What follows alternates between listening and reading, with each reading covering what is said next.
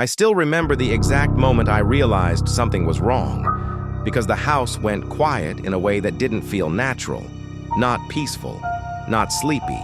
It felt alert, like the walls were listening. It started as a normal sleepover. Just me and 3 friends, Liam, Josh, and Marcus, crammed into Marcus's house on a Friday night. His parents were out of town, which already made the place feel different, bigger, darker, like it had more room to breathe without adults around. We ordered pizza, played games, laughed way too loud.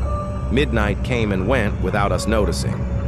Eventually, we dragged our sleeping bags into the living room because Marcus said it was warmer there. The lights were off except for the glow of the TV, paused on a menu screen that hummed softly. That's when Marcus mentioned the room upstairs. He said it casually, like it wasn't important. "Don't go into my brother's room," he told us. "The door sticks anyway." We laughed and asked why. Marcus hesitated, just for a second. "He died in there," he said. We all thought it was a joke. We had to. But Marcus didn't laugh with us. He just shrugged and grabbed his blanket. That was the first crack in the night. Around 1:30 a.m., the house settled. Pipes clicked. Wood creaked. Normal sounds, except they felt louder now that we were lying in the dark. I was half asleep when I heard footsteps upstairs. Slow, careful, too heavy to be the house. I sat up, heart pounding, and whispered Marcus's name. He was awake too. I could see it in the way he wasn't moving. Then came the sound of a door opening. Josh whispered, "Your parents came back?" Marcus shook his head. "They're not due until Sunday."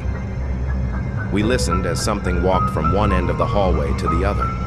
Each step dragged slightly, like the foot didn't lift all the way off the floor. The sound stopped directly above us. And then, the tapping began. Tap, tap, tap. It came from the ceiling, right over where we were sleeping. Marcus stood up and told us to ignore it, said old houses make noise, but his voice was shaking and his face was pale. When the tapping stopped, relief washed over us, until we heard whispering, not words, just breathy murmurs, like someone trying to speak without a mouth.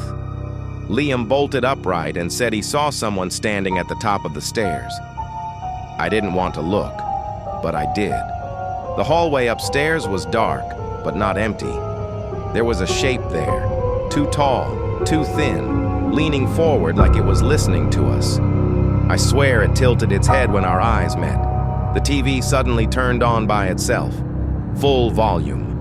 A scream blasted through the speakers, static-laced, distorted. We all shouted at once. Marcus fumbled for the remote, hands shaking so badly he dropped it. When the TV finally shut off, the house went silent again. Except for the sound of running. Heavy footsteps rushed down the stairs, too fast, too uneven. The lights flickered as something passed through the living room, and I smelled something rotten, like damp clothes left too long in a closed room. Then Marcus screamed.